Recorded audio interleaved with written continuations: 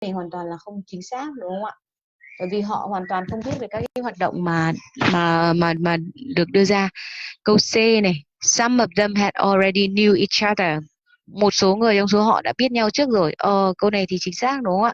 We met other 10 member of group. Cameron had come along with two friends. Tức Cameron đi với hai người bạn của mình là Kevin và Simon.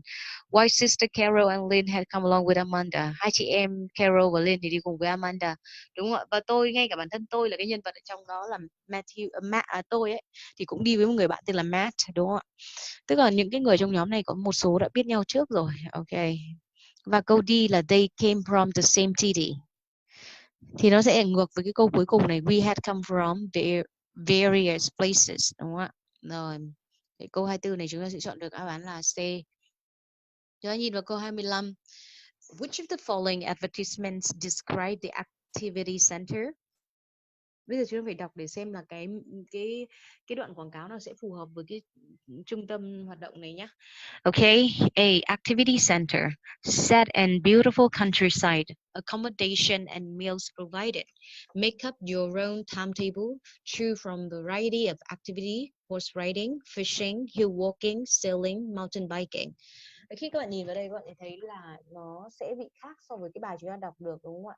Để đặt ở một nơi vùng quê rất là đẹp, nơi ở cũng như các bữa ăn được cung cấp, bạn sẽ được tạo lên cái lịch trình riêng của mình, make up your own timetable đây, và chọn từ một loạt các cái hành động, ví dụ như là một loạt các cái hoạt động, ví dụ như hoạt động như là cưỡi ngựa này, câu cá này, leo đồi này, đi thuyền buồm này, và cũng như là đạp xe ở trên núi, đúng không ạ? Cũng không phải, cái này thì không chính xác, không liên quan đến cái bài này.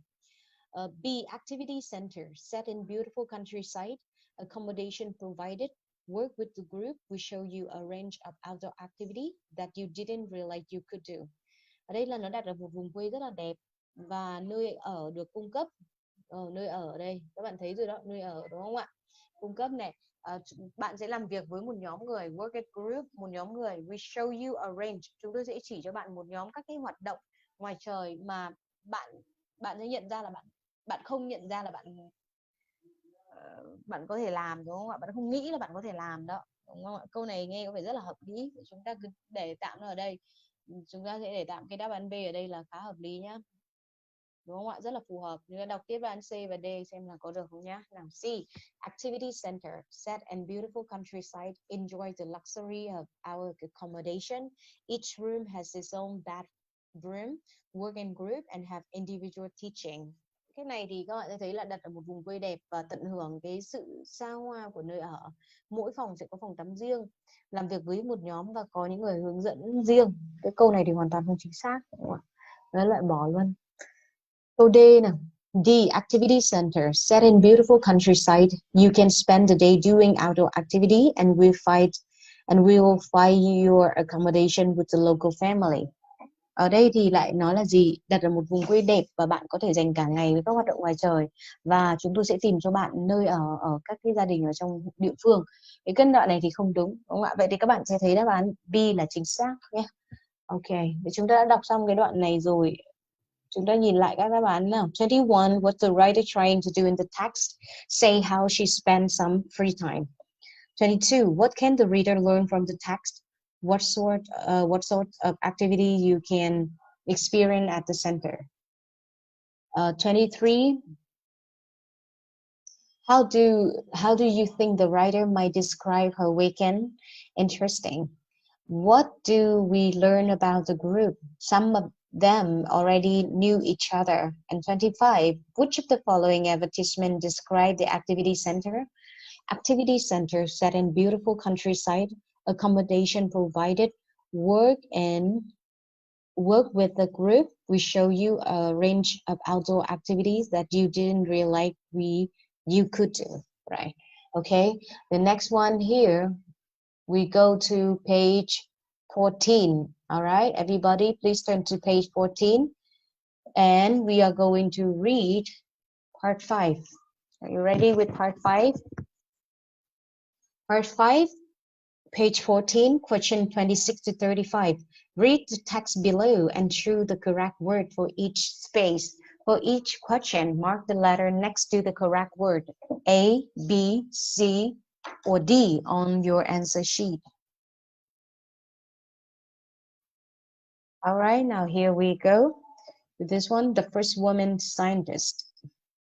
Ready? Now, Hypatia. Hypatia was blank in Alexandria in Egypt in 370 AD. Ok, vậy các bạn sẽ có câu đầu tiên là câu ví dụ. Hypatia đó là một gì nhỉ? Được sinh ra ở Alexandria, Egypt vào năm 370 sau công nguyên, đúng không ạ? Vậy thì chúng ta có những từ gì? A, born, B, begun, C, developed, and D, grown. So here she was born, được sinh ra, chúng ta nói về người nhà khoa học nữ đầu tiên, đúng không ạ? For many centuries, she was blank, only woman scientist to have a place in the history book.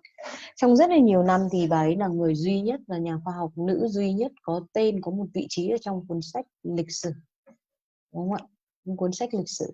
Alright, so if she's only, right? So she's defined the only woman scientist to have a place, right, in the history book.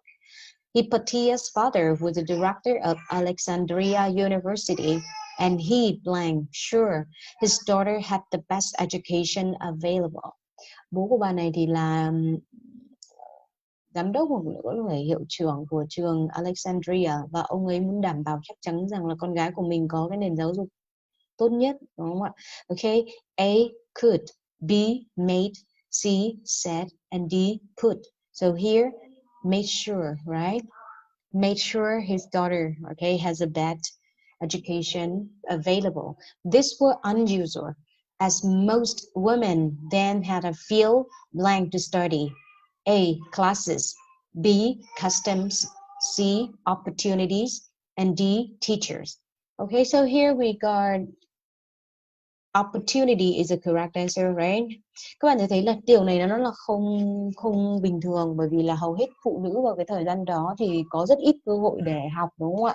Have a few opportunity to study. Các bạn có cái cấu trúc là have opportunity, đó là có cơ hội làm việc gì đó, còn đây là có rất ít cơ hội, have few opportunities, gần như là không ạ.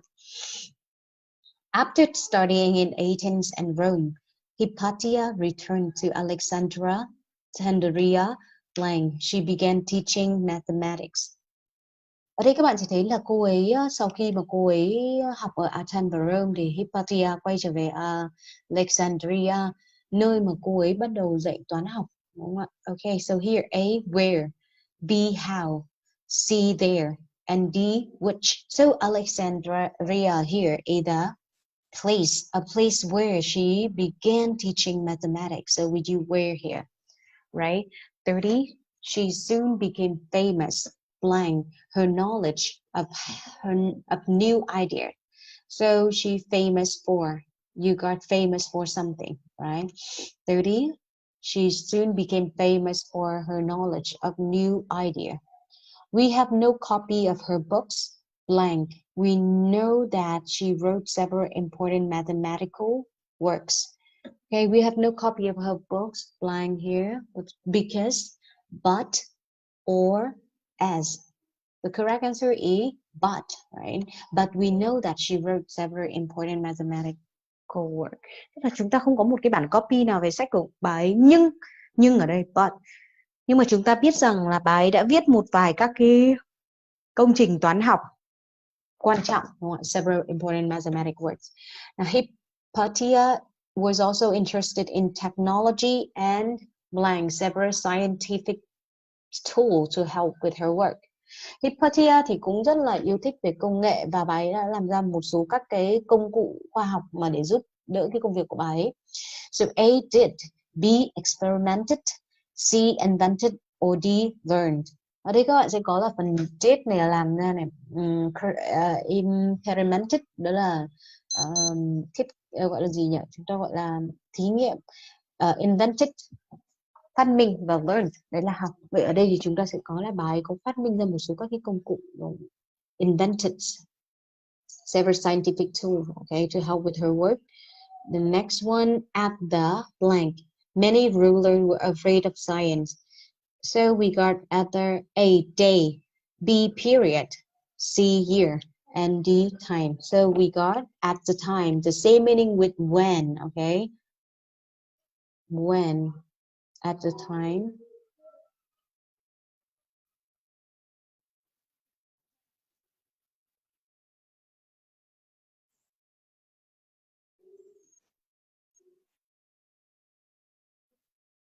At the time or when, okay? At the time, many ruler was afraid of science and blank connected with this was in danger.